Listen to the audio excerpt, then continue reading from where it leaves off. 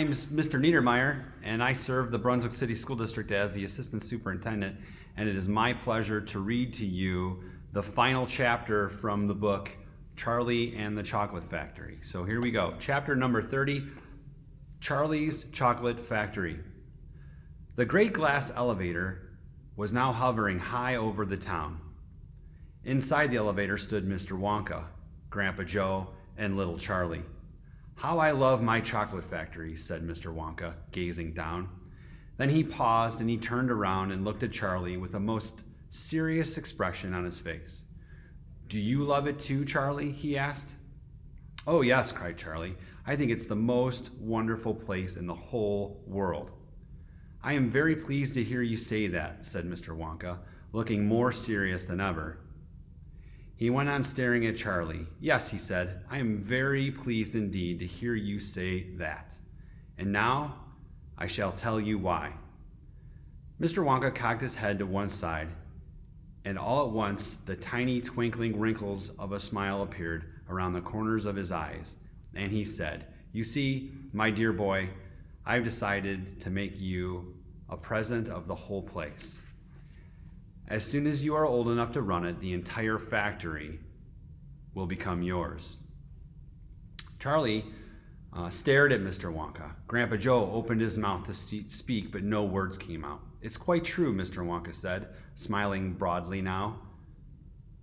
"I really am giving it to you. That's all right, isn't it?"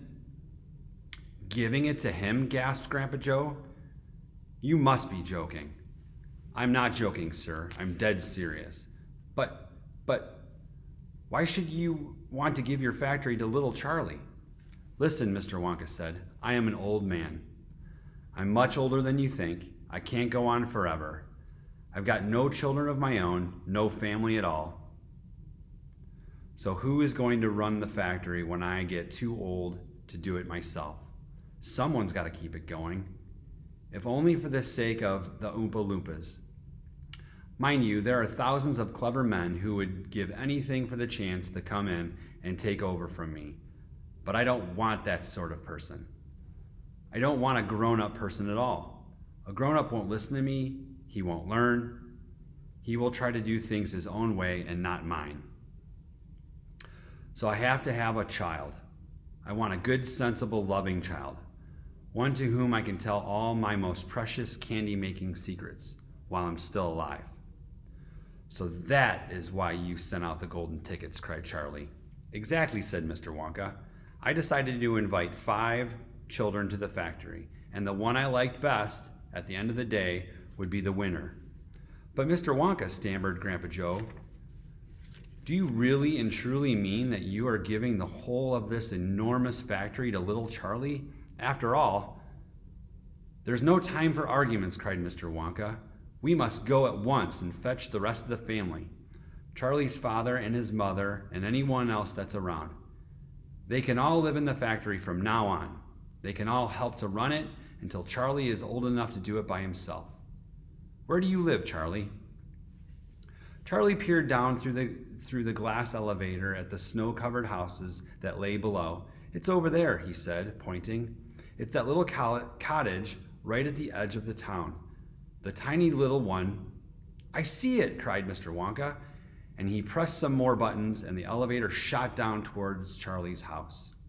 "I'm afraid my mother won't come with us," Charlie said, sadly. "Why ever not?" "Because she won't leave Grandma Josephine and Grandma Georgina and Grandpa George." "But they must come too." "They can't," Charlie said. "They're very old, and they haven't been out of bed for 20 years. "Then we'll take the bed along as well, with them in it," said Mr. Wonka. "There's plenty of room in this elevator for a bed."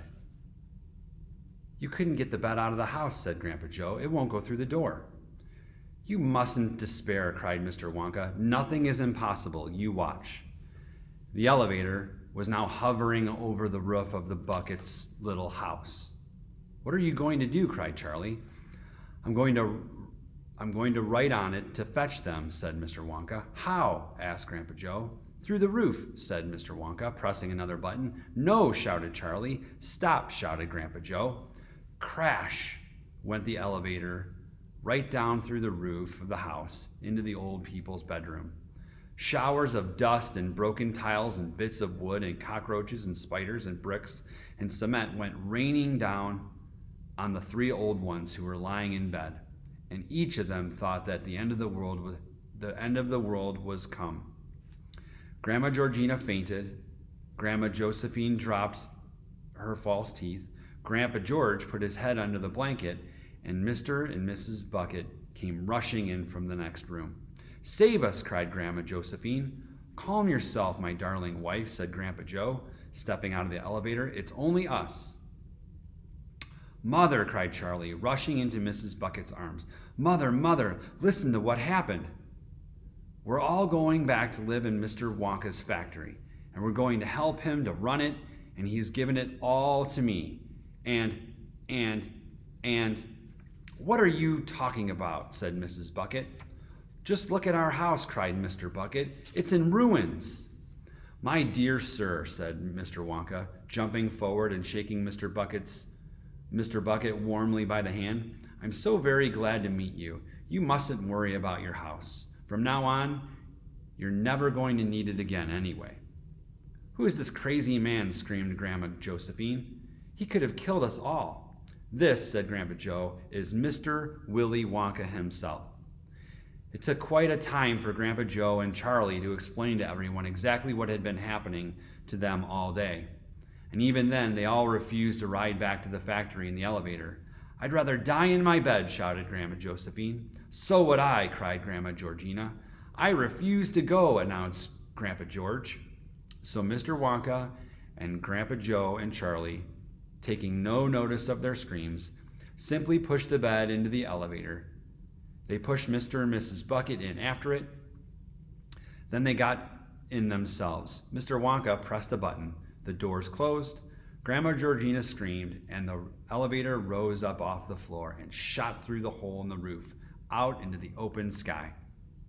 Charlie climbed onto the bed and tried to calm the three old people who were still petrified with fear. "Please don't be frightened," he said. "It's quite safe, and we're going to the most wonderful place in the world." "Charlie's right," said Grandpa Joe. "Will there be anything to eat when we get there?" asked Grandma Josephine. "I'm starving." "The whole family is starving." "Anything to eat?" cried Charlie, laughing.